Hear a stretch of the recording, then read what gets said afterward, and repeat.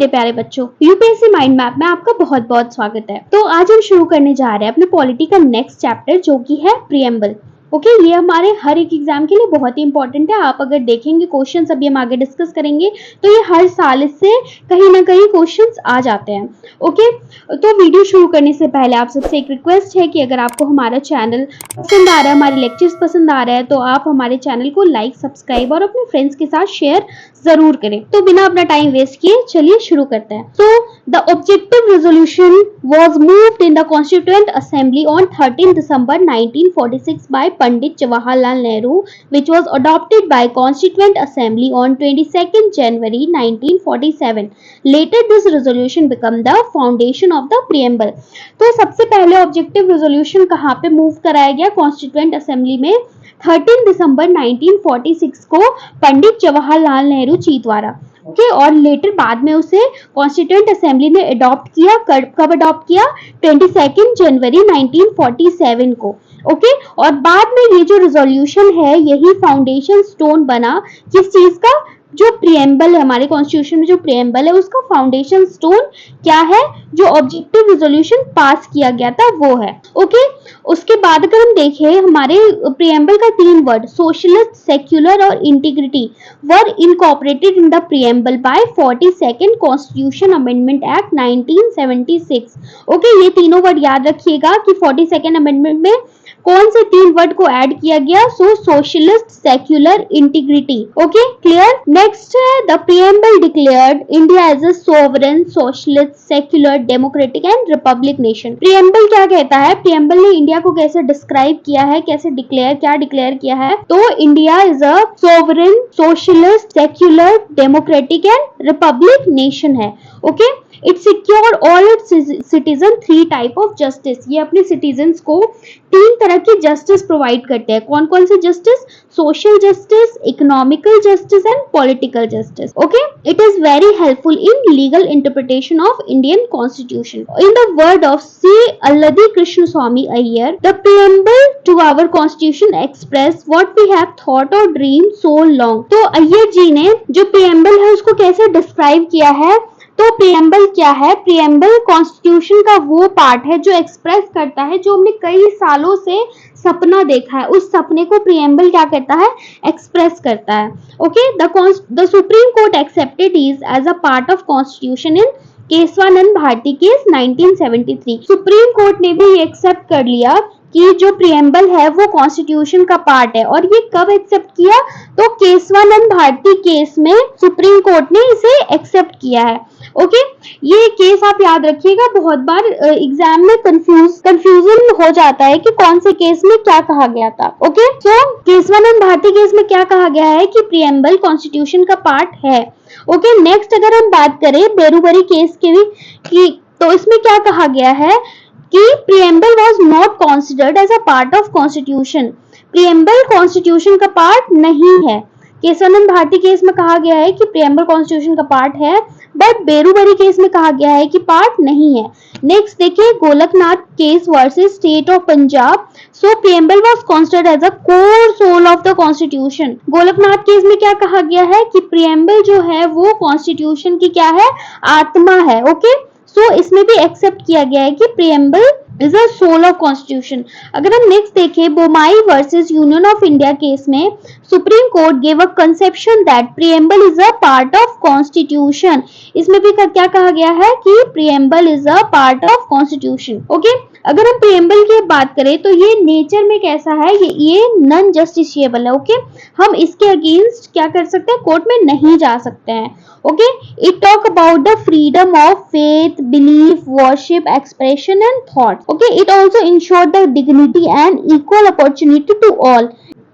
इसमें ये क्या देता है? हमें फ्रीडम देता है। किस किस चीज का? फेथ का, बिलीफ का, वर्शिप का, एक्सप्रेशन का, थॉट्स का। हम किसकी पूजा कर सकते हैं, हम क्या अपने थॉट्स को कैसे एक्सप्रेस कर सकते हैं, हम किस चीज में बिलीव रख सकते हैं, हमारा फेथ किस चीज में होगा, इस पे किसी और का कंट्रोल नहीं होगा। ये टोटली क्या है? ये टोटली हमारे ऊपर डिपेंड करता है। ओके, ये आजादी हमें प्रीएम्बल ने दी है। ओके, और इसमें और क्या इंश्योर किया है? डिग्निटी, किसी ह्यूमन की डिग्निटी को बनाए रखना एंड इक्वल अपॉर्चुनिटी, हर एक पर्सन के लिए इक्वल अपॉर्चुनिटी हो। Okay, it is called as the soul of the constitution. अब यहाँ दो बातें हैं जिसपे आप कंफ्यूज मत होइएगा, एक हार्ट एंड सोल है और एक ओनली सोल है। तो अगर सोल ऑफ द कॉन्स्टिट्यूशन की बात करें तो ये क्या है, प्रियम्बल है। और doctor B R Ambedkar ji ने heart and soul of the constitution किसे कहा है, आर्टिकल 32 को। Okay, K M Munshi called it as a political horoscope. K M Munshi ने प्रियम्बल को क्या कहा है, political horoscope. Okay, Subhash Kashyap said that if constitution is a body then preamble is a soul.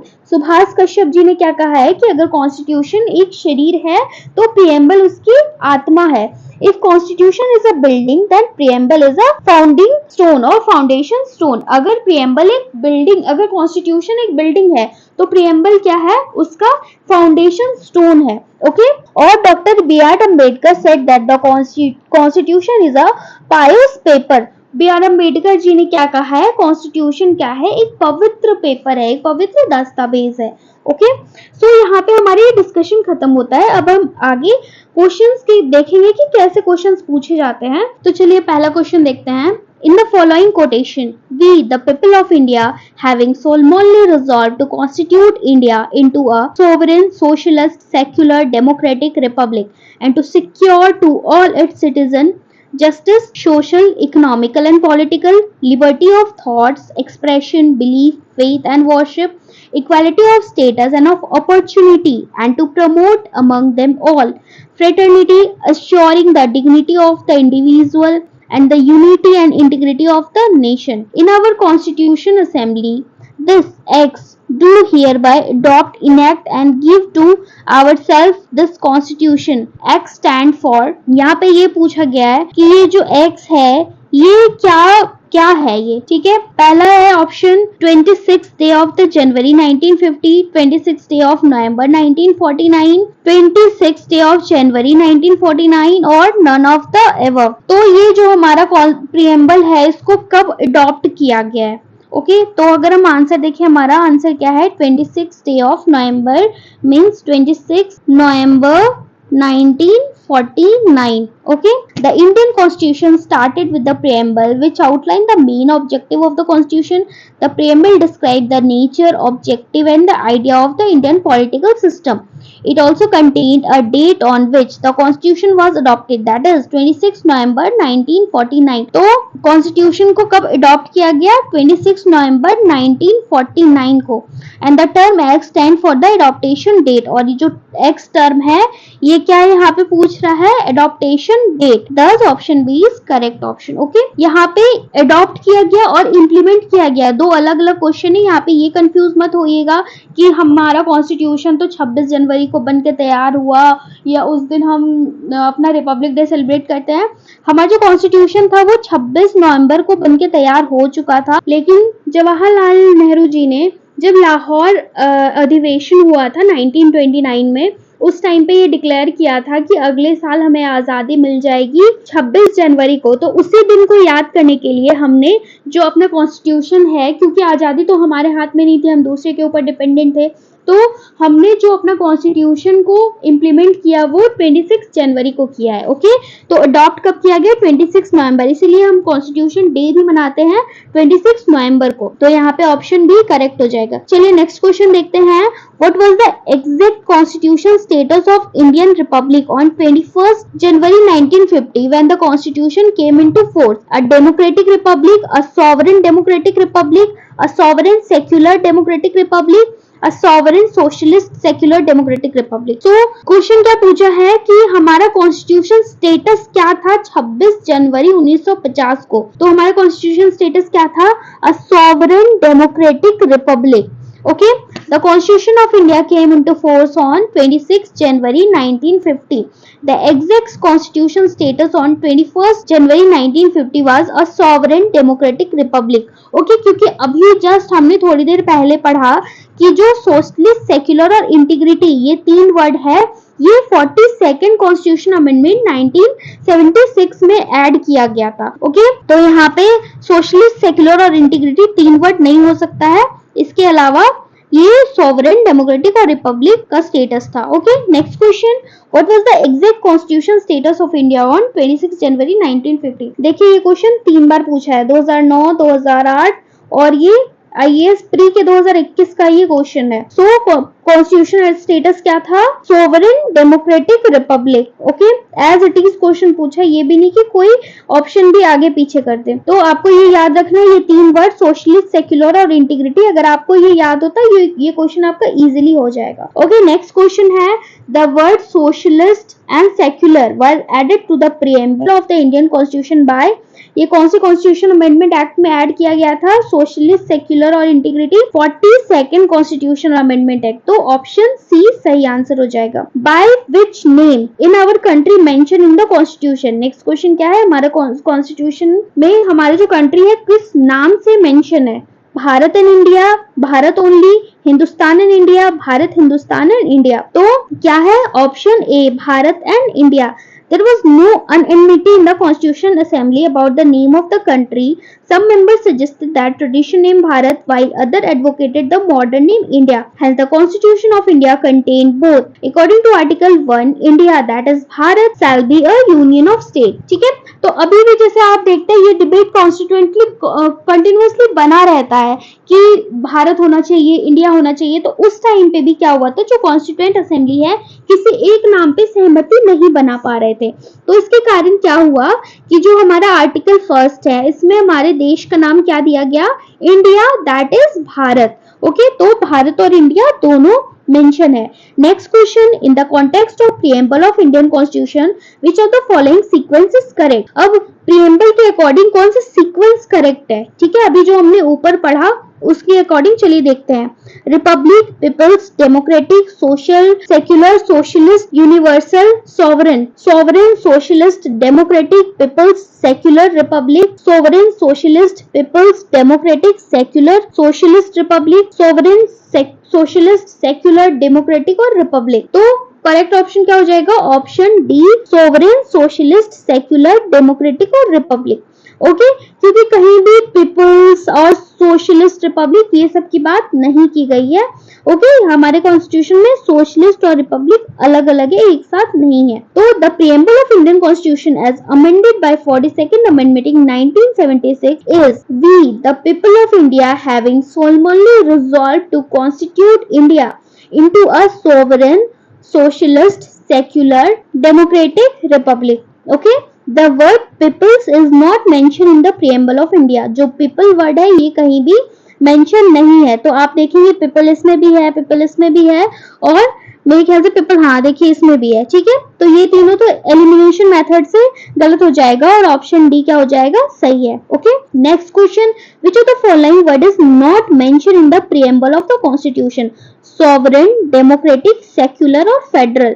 तो अभी हमने देखा सॉवरेन मेंशन है, डेमोक्रेटिक मेंशन है, सेक्युलर मेंशन है, बट फेडरल हमने कहीं भी नहीं पढ़ा है अभी तक। तो ऑप्शन डी क्या हो जाएगा?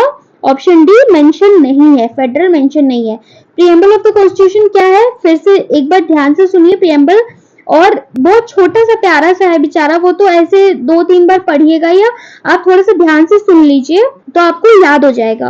Okay, we the people of India having solemnly resolved to constitute India into a sovereign, socialist, secular, democratic republic and to secure to all its citizens, क्या सिक्योर करता है अपने सिटीजन के लिए? जस्टिस। किस टाइप का justice? Social, economical and political. Okay, liberty, कौन कौन सी liberty? Thoughts, expression, belief, faith and worship. Okay, equality, equality of status and of opportunity and to promote among them all fraternity, assuring the dignity of the individual and the unity and integrity of the nation. Okay, in our constituent assembly this 26th day of November 1949 do hereby adopt, enact and give to ourselves this constitution. यहाँ पे देखिए date mention है 26 day of November 1949, अभी जो पहले question में हमने discuss किया। Okay, 26 November 1949. So the word federal is not mentioned in the preamble. Next question, in which form is India declared in the preamble of Indian Constitution? A sovereign democratic republic, a socialist democratic republic, a sovereign socialist democratic republic, or none of the above. तो option क्या हो जाएगा? Option C, a sovereign socialist secular democratic republic. Okay, next question, consider the following word: socialist, democratic, sovereign, secular. Choose the correct sequence of word as the given in the preamble. इसको इस sequence को याद रखिएगा, बहुत ज्यादा बार ये question हमने देखा कि ये रिपीट हुआ है, ठीक है? तो एक बार आप अच्छे से ध्यान से मेरी वीडियो को सुनिएगा, आपको सीक्वेंस बहुत इजीली याद हो जाएगा।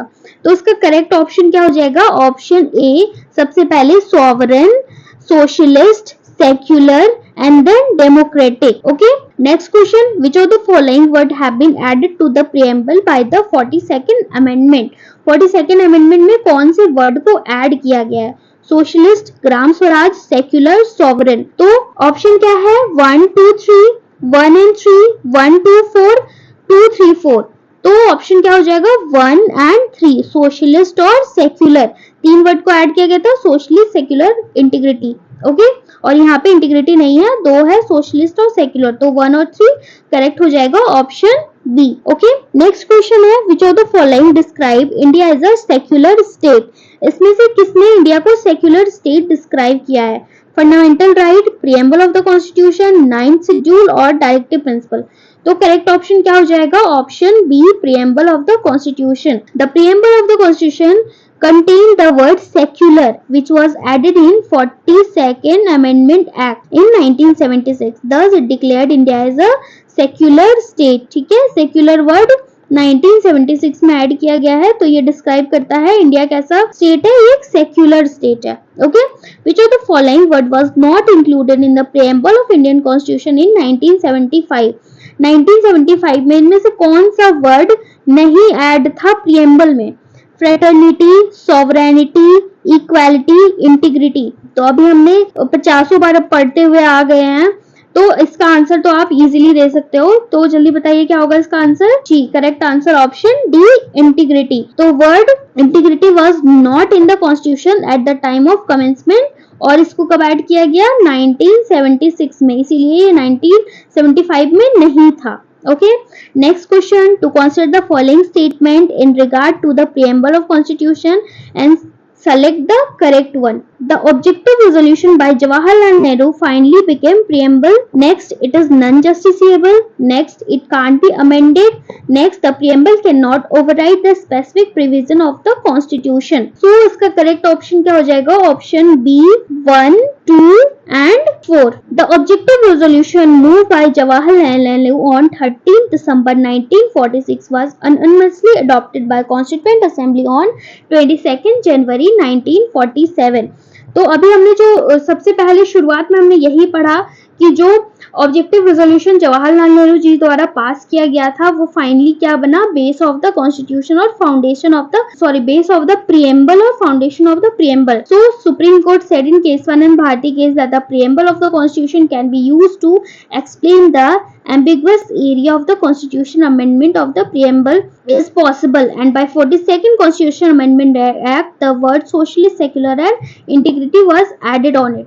ठीक है, तो हम ये तो नहीं कह सकते कि कॉन्स्टिट्यूशन को अमेंड नहीं किया जा सकता है, क्योंकि केशवानंद भारती केस में ही हमने देख लिया कि कॉन्स्टिट्यूशन क्या है, वो प्रीएम्बल क्या है, कॉन्स्टिट्यूशन का पार्ट है. ठीक है, और कॉन्स्टिट्यूशन का पार्ट है तो उसको भी अमेंड किया जा सकता है, और हमने अमेंडमेंट देखा भी है जो कब हुआ था. 42nd कॉन्स्टिट्यूशन अमेंडमेंट एक्ट हो चुका था जिसमें 3 वर्ड को ऐड किया गया है. तो हम ये नहीं कह सकते कि इसको अमेंडमेंट नहीं करा जा सकता, ये नॉन जस्टिसेबल है, ये हम पहले देख चुके हैं. ओके, तो ये गलत हो जाएगा, बाकी 1, 2 एंड 4 सही हो जाएगा. Next question, the preamble of the constitution was amended bye. Preamble को कब अमेंड किया गया था? 42nd अमेंडमेंट एक्ट 1976 में. ओके, 3 वर्ड को ऐड किया गया. कौन कौन सा वर्ड ये आप लोग बताएंगे. ठीक है, चलिए next question, the term socialist was add in the preamble by the 42nd amendment, 44th amendment, 52nd amendment और नन ऑफ द अबव। तो इसका करेक्ट ऑप्शन क्या हो जाएगा? सोशलिस्ट वर्ड प्रियम्बल में कब ऐड किया गया? 42nd अमेंडमेंट एक्ट में। Okay, next question, the term socialist was brought into the preamble of the Indian constitution by which amendment? Socialist जो वर्ड है वो प्रियम्बल में कब ऐड किया गया? 32nd amendment, 42nd amendment, 44th amendment और 74th amendment. तो करेक्ट ऑप्शन 42nd अमेंडमेंट, क्योंकि कॉन्स्टिट्यूशन में एक ही बार अमेंडमेंट हुआ ही है, तो इसके अलावा कोई और याद रखने की जरूरत ही नहीं है। बस एक 42nd याद रख लीजिए, इन द ईयर 1976 याद रख लीजिए, बात खत्म। ठीक है, next question, in the preamble of constitution adopted on 26 November 1949 which word was not present? Socialist, secular, integrity, Republic. कौन सा वर्ड इसमें प्रेजेंट नहीं है? 1, 2 and 3, 2, 3 and 4, 1, 2 and 4, 3 and 4। Correct option क्या हो जाएगा? 1, 2 एंड 3। सोशलिस्ट, सेक्युलर और इंटीग्रिटी नहीं है। ओके, क्योंकि ये कब ऐड किया गया? 42nd कॉन्स्टिट्यूशन अमेंडमेंट एक्ट 1976 में। Okay, next question, the word socialist and secular was inserted in the preamble of the constitution bye? Socialist और सेक्युलर वर्ड कब ऐड किया गया? Of course 42nd constitution amendment act 1976। अभी तक तो आप रट चुके होंगे ये बात, और आई होप कि अब आगे अगर एग्जाम में आपको ये क्वेश्चन आ गया तो ये बिल्कुल भी नहीं छूटेगा। Next question, the word secular was inserted in the preamble of Indian constitution. Secular word को कब ऐड किया गया? Of course 42nd amendment act 1976, क्योंकि अभी तक हमने देखा एक ही बार अमेंडमेंट हुआ है, 42nd amendment act 1976। Next question, the goal of the constitution is to secure or assure all its citizens justice, social and economic, liberty of thoughts and expression, equality of opportunity and dignity of individual. Choose the correct answer, 1 and 2, 1, 2 and 3, 2, 3 and 4 और all of the above। तो इसका correct answer क्या हो जाएगा? Option D, all of the above। Okay, the preamble embodies the basic philosophy and fundamental values on which the constitution is based. Okay, the preamble is aimed to secure all its citizens justice, social, economical, political, liberty of thoughts, expression, belief, faith and worship, equality of status and opportunity, fraternity, assuring the dignity of the individual and the unity and integrity of the nation. Okay, next question, how many type of justice, liberty, equality and fraternity is that order have been mentioned in the preamble of the constitution of India? तो इसका correct option क्या हो जाएगा? Option ए। ठीक है, कितने type की justice, liberty, equality and fraternity mention है प्रियम्बल में? तो जस्टिस हम देखेंगे सबसे पहले, तो जस्टिस 3 टाइप की जस्टिस है, social, economical and political. Okay, liberty की बात करें, लिबर्टी ऑफ थॉट्स 1, 2, 3, 4, 5, 5 तरह की लिबर्टी दी गई है।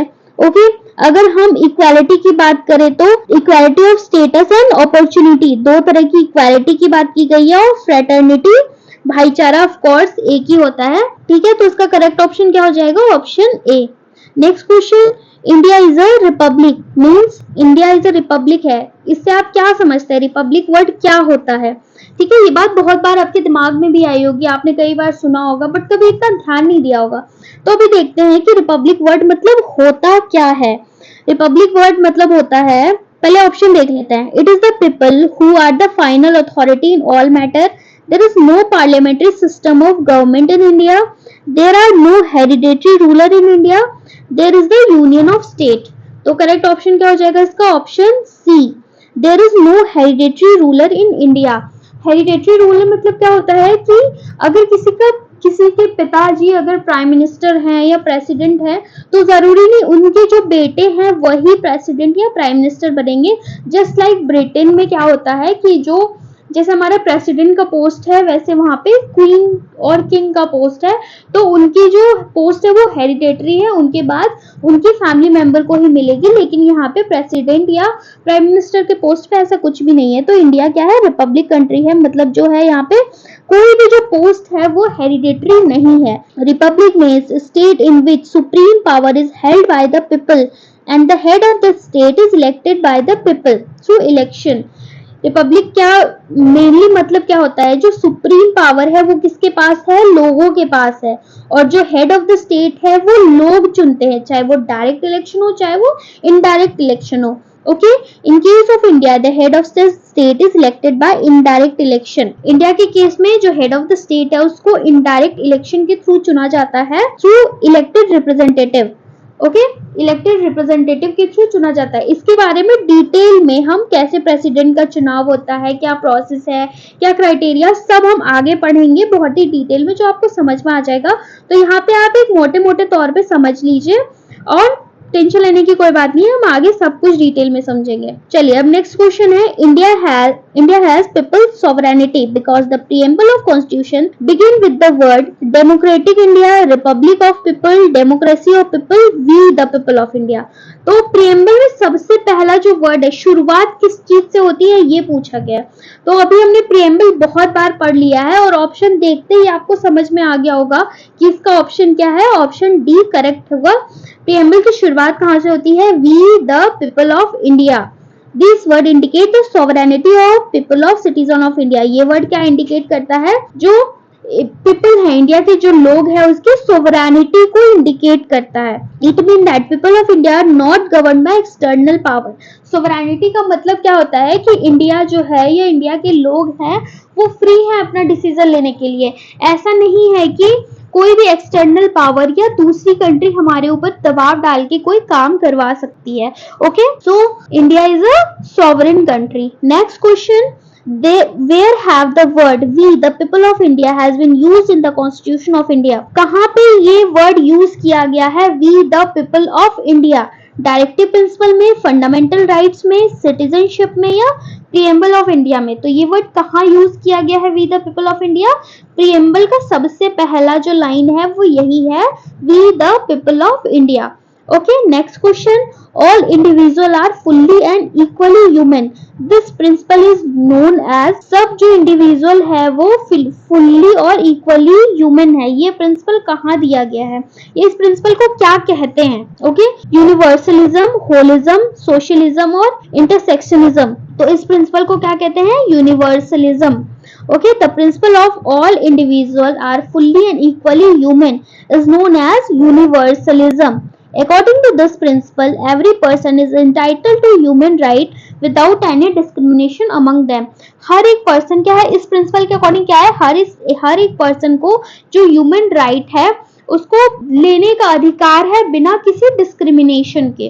ओके, बिना ये देखे कि ये कौन से कास्ट का है, कौन से जेंडर का है, कौन से कंट्री का है, कौन से रिलीजन का है, किसी भी बेसिस पे डिस्क्रिमिनेशन नहीं किया जा सकता। Okay, next question, which among the following is correct expression of the term secular in India? Secular का मतलब क्या होता है?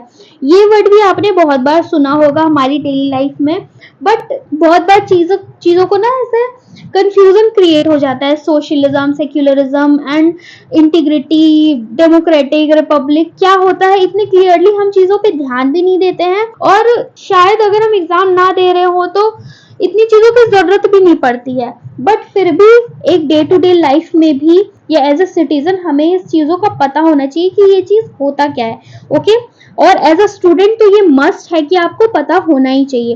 तो सेक्युलर वर्ड क्या है, पहले ऑप्शन देखते हैं। India has many religion, India have religious freedom, following the religion depend upon the will of an individual, और there is no religion of the state in India. Okay, तो उसका correct option क्या हो जाएगा, option D, Bharat का कोई भी religion नहीं है। ठीक है, एज अ कंट्री इंडिया का कोई भी रिलीजन नहीं है। जैसे अगर हम पाकिस्तान की बात करें तो इस्लामिक कंट्री नाम से फेमस है। ओके, वैसे अगर हम इंडिया की बात करें तो इंडिया में हमारा कोई भी देश का हमारा कोई धर्म नहीं है, या हर लोगों को हर तरह की जो रिलीजन फ्रीडम है वो एंजॉय करने का अधिकार है। Okay, next question, which of the following word is not in the preamble of the constitution of India? Socialist, secular, sovereign, public welfare. तो अभी हम पढ़ते आ रहे हैं सोशलिस्ट है, सॉवरेन है, सेक्युलर है, बट पब्लिक वेलफेयर हमने कहीं भी नहीं पढ़ा है, तो पब्लिक वेलफेयर नहीं दिया गया है। Next question, which of the following liberty is not embodied in the preamble of the constitution of India? इसमें कौन सी लिबर्टी मेंशन नहीं है हमारे कॉन्स्टिट्यूशन में?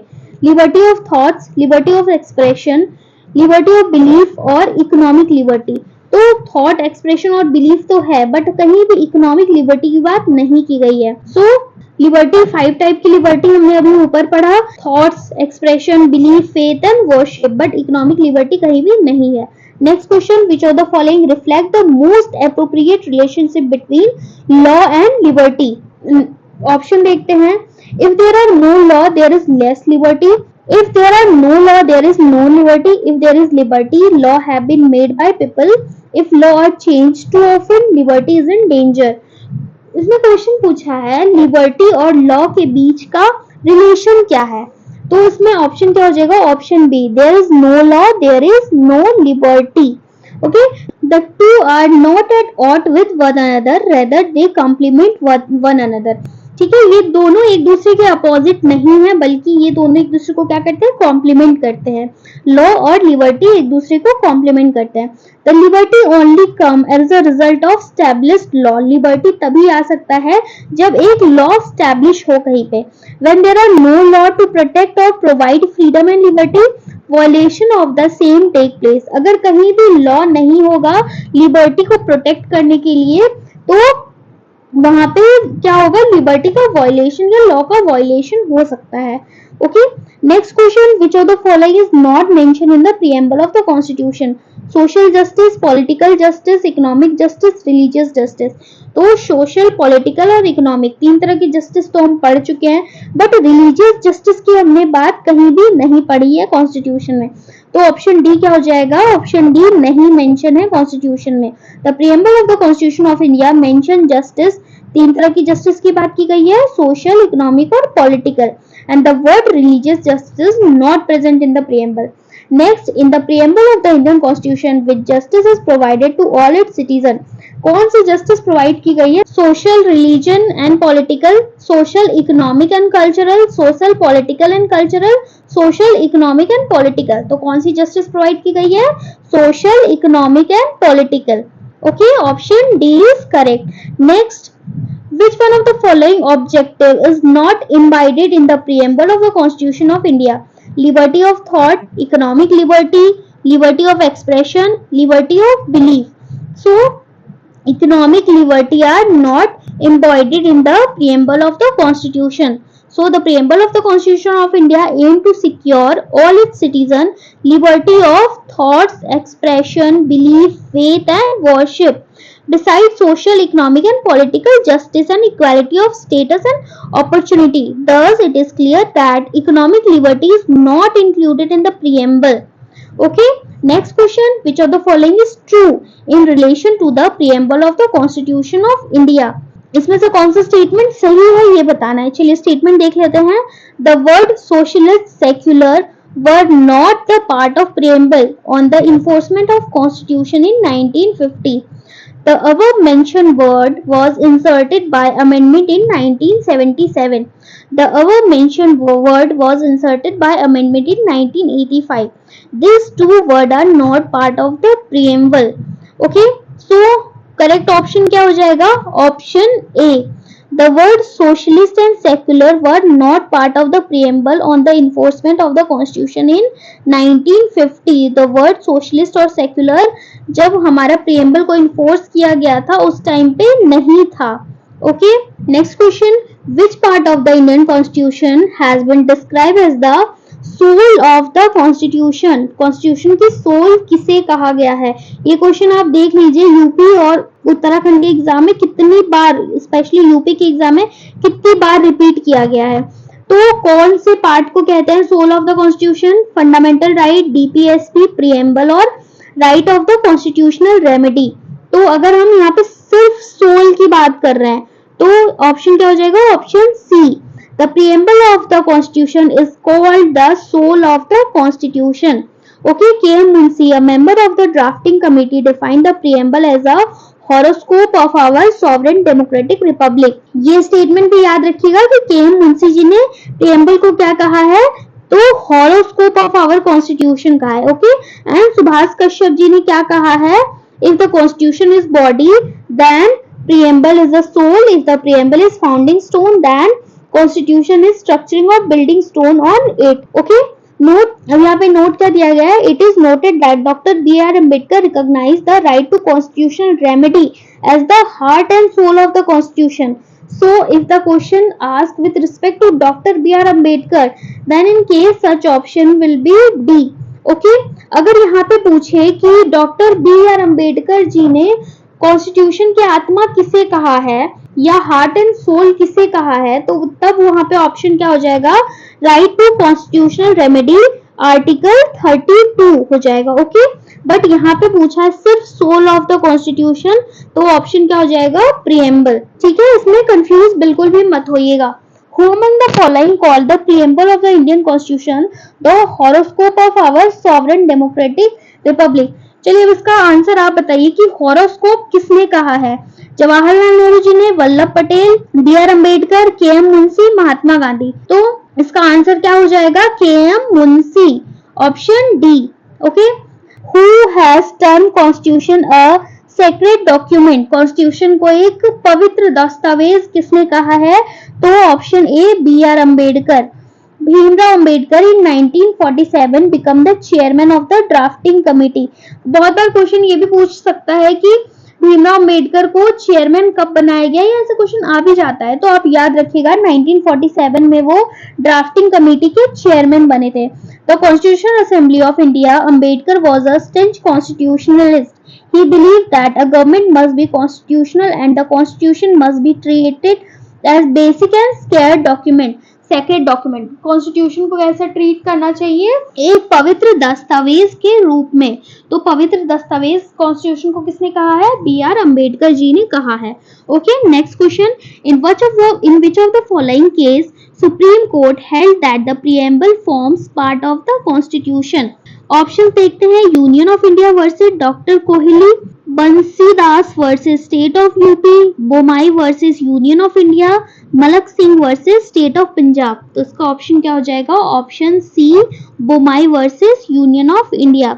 इन case of S R Bommai versus union of India 1994, the Supreme Court held that preamble is a integral part of the Constitution. And in the case of Keswanand Bharati State of Kerala case 1973, a bench of 13 judges of the Supreme Court outlined the basic structure doctrine of the Constitution. ठीक है, basic structure doctrine ये भी हम आगे पढ़ेंगे, अभी तो starting ही है, तो आप एक मोटे मोटे तौर पे आइडिया रखिए कि जो केशवानंद भारती केस है 13 जज बेंच की, इसने बेसिक स्ट्रक्चर डॉक्ट्रिन दिया है. Okay, next question, in which case did the Supreme Court first declare that the preamble is not a part of the Constitution? बेरुबरी, Sajjan Singh, Golaknath, Keshavananda Bharti. तो जब मैं आपको ये केस पढ़ा रही थी तभी मैंने आपको बोला था कि ये चीज याद रखिएगा. और देखिए यहाँ पे यूपीपीसीएस मेंस के 2017 में ये क्वेश्चन पूछा है, तो इसका आंसर क्या हो जाएगा, Berubari case. In Berubari case 1960 the supreme court of India declared that the preamble is not an integral part of Indian constitution. Okay, next question, in which of the following case the supreme court regarded preamble is a part of basic structure of Indian constitution. Berubari case, A K Gopalan case, privy purse case, Kesavananda Bharati case. तो इसका option क्या हो जाएगा, option D, Keshavananda Bharati case. Preamble was regarded as a part of basic structure. Basic structure की बात जहां भी आती है वहां आंख बंद करके केशवानंद भारती केस लगा दीजिए. ठीक है, बेसिक स्ट्रक्चर की बात केशवानंद भारती केस में ही की गई है. नेक्स्ट क्वेश्चन देखते हैं, consider the following and arrange this in chronological order. और यहाँ पे आपको केस भी याद रखना पड़ेगा कि कौन से केस किस साल में हुआ था. ये यूपीपीसीएस 2021 का क्वेश्चन. तो ट्रेंड देखिए अब चेंज हो रहा है, तो आपको ईयर भी याद रखना पड़ेगा. सबसे पहले Golaknath case, Kesavananda Bharati case, 24th constitution amendment act, 42nd constitution amendment act. Code देख लेते हैं, 1324, 1234, 3124, 3142. सो इसका करेक्ट ऑप्शन क्या हो जाएगा, ऑप्शन ए 1324. गोलकनाथ केस के बारे में देखिए तो Golaknath case was decided on 27 Feb 1967. Kesavananda Bharati case की बात करें तो 1973. Constitution amendment 24th amendment act की बात करें तो 1971 एंड वाज पास्ड ऑन 5 नवंबर 1971. और 42nd कॉन्स्टिट्यूशन अमेंडमेंट की बात करें तो 1976. ओके, सो ऑप्शन क्या हो जाएगा, ये कौन से ईयर में हुआ था, 1967. ये कौन से ईयर में हुआ था, 1973. this one 1971 and this one 1976. तो इस हिसाब से इसका करेक्ट ऑप्शन क्या हो जाएगा? Option A. Okay, clear? चलिए नेक्स्ट क्वेश्चन देखते हैं. Economic justice as one of the objective of Indian constitution has been provided in. Economic justice की बात कहाँ पे की गई है? preamble and the fundamental right, preamble and directive principle of state policy, fundamental right and directive principle of state policy और none of the above. तो कहाँ पे इसकी बात की गई है? preamble and directive principle of state policy में इसकी बात की गई है. The preamble explicitly provide for economic justice as an objective of the Indian Constitution. Okay सबसे पहले प्रीएम्बल में आपने देखा कि इकोनॉमिक जस्टिस की बात तो की ही गई है, इसके साथ साथ directive principle of state policy में भी इकोनॉमिक जस्टिस की बात की गई है. Okay example article 38 sub clause 1 says that the state shall strive to promote the welfare of the people by securing and protecting as effectively as it may social order in which justice, social, economic and political shall inform all the institution of the national life. Okay अब हम जो DPSP की बात कर रहे हैं तो DPSP हम आगे बहुत ही डिटेल में पढ़ने वाले हैं, तो अभी से परेशान होने की जरूरत नहीं है. अभी बस ये एक दिमाग में स्केच बना के रख लीजिए कि जो इकोनॉमिक जस्टिस की बात की गई है वो कहाँ का की गई है, तो प्रीएम्बल में और directive principle of state policy में की गई है. Okay next question. The ideal and objective outline in the preamble of Indian constitution has been further elaborated in the chapter on fundamental right, the chapter on directive principle of state policy, the chapter on directive principle of state policy, fundamental right and fundamental duties और nowhere else in the text of constitution. तो इसका correct option क्या हो जाएगा? Option C, the chapter on fundamental of directive principle of state policy, fundamental right and fundamental duty. Okay, the main objective of the constitution is to secure justice, social, economic, political liberty of thought, expression, belief, faith, worship, equality of status and opportunity to all its citizens. The advancement of the people should not be a barrier to the advancement of the nation. So the promotion of fraternity is also aimed in the constitution. The ideal and objective outlined by the preamble are included in the chapter related to fundamental right, directive principle of state policy and fundamental duties. Okay, next question. The mind of the maker of the constitution of India is reflect in which of the following? कहाँ पे reflect है? जो constitution maker का mind है वो कहाँ पे reflect होता है? The preamble, the fundamental right, the directive principle of state policy और द फंडामेंटल ड्यूटीज. तो इसका करेक्ट ऑप्शन क्या हो जाएगा? The preamble. Okay, next question. The objective of Indian Constitution is reflected in which of the following? Fundamental right, preamble of the Constitution, directive principle of state policy और Parliament. Correct option क्या हो जाएगा? Objective of Indian Constitution are reflected in a preamble of the Constitution. Okay, next question. How many type of justice has been enshrined in the preamble of the Constitution of India? ये question just हमने थोड़ी देर पहले भी discuss किया है. तो कितने type की जस्टिस की बात की गई है? तो 3 तरह की जस्टिस की बात की गई है. कौन कौन सी? Social, economical, political. Okay, the preamble given in the constitution is not enforceable in the court. It is important and have utility, describe the aim of the governance, help to give a judicial meaning to our constitution. इसमें से कौन सा सही होगा? Code दिया गया है 1 and 2, 2 and 3, 1, 2 and 3, 2, 3 and 4. ठीक है, तो अब अगर हम बात करें तो इसका करेक्ट ऑप्शन क्या हो जाएगा? All the answer are correct, सभी करेक्ट है. It is not enforceable in the court. ठीक है, have utility, okay, describe the aim of governance, okay, judicial meaning of the constitution, सभी इसमें सही है. okay, next question. What is the legal nature of the preamble of the constitution? It is enforceable, it is non-enforceable, it may enforce in special circumstances, none of the above. तो सबसे पहले जो अभी हमने डिस्कशन के time पे पढ़ा है कि ये क्या है, ये नॉन इन्फोर्सेबल और नॉन जस्टिसिएबल है. ओके, हम इसके अगेंस्ट में कोर्ट पे नहीं जा सकते हैं. Which are the following factor constitute the best safeguard of liberty in a liberal democracy? A committed judiciary, centralization of power, elected government और सेपरेशन ऑफ पावर. तो करेक्ट ऑप्शन क्या हो जाएगा? Option D, separation of power. In a liberal approach where is inherent in democracy, all form of power are rooted in the will of people. This approach enhanced the rule of law as one of the basic foundation of democracy.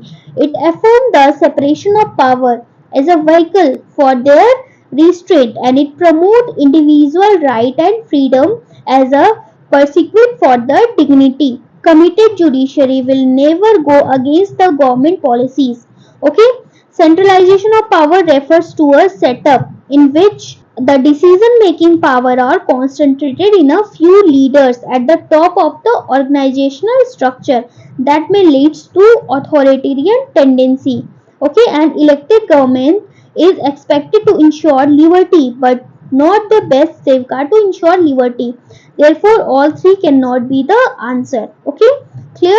So next question, which of the implication of equality in society is the absence of privileges, restraint, competition, ideology? So the correct option is option A, privileges. The principle of equality is largely confined to the test of the eradicating special privileges. This was evident in the fact that calls for formal equality were first made in the hope of the breakdown the hierarchy of rank and order which had survived from feudal time. Privilege grant to one class of person on ground of gender, color, creed or religion are widely regarded as irrational prejudice which fall contrary to principle of equality. Okay, next question, constitutional government means. What is the meaning of constitutional government? Okay, option, a representative government of nation with federal structure, a government whose head enjoy nominal power, a government whose head enjoy real power, or a government limited by the term of the constitution. So option D is correct, the government limited by term of constitution. The constitutional government or constitutionalization defined that the government's authority is determined by a body of laws or constitution. Although constitutionalization is something regarded as synonyms for limited government, that is only one interpretation and by no means the most prominent one historically. Okay, that's why option D is correct. Next question, which of the following is correct? Social equality is not guaranteed in our constitution. Social equality already existed in our country. Social equality is guaranteed in our constitution or none of the above. So the correct answer is option C. Social equality is guaranteed in our constitution under right to equality in article 14 to 18. Okay, the preamble to constitute also aim to ensure social equality. और इसी के साथ हमारा आज का ये lecture खत्म होता है. ठीक है, अब हम आपसे मिलेंगे अपने नेक्स्ट लेक्चर में जो कि होने वाला है द गवर्नेंस सिस्टम. लेकिन उसको शुरू करने से पहले आपको सबसे पहले एक बहुत ही इंपॉर्टेंट काम करना है.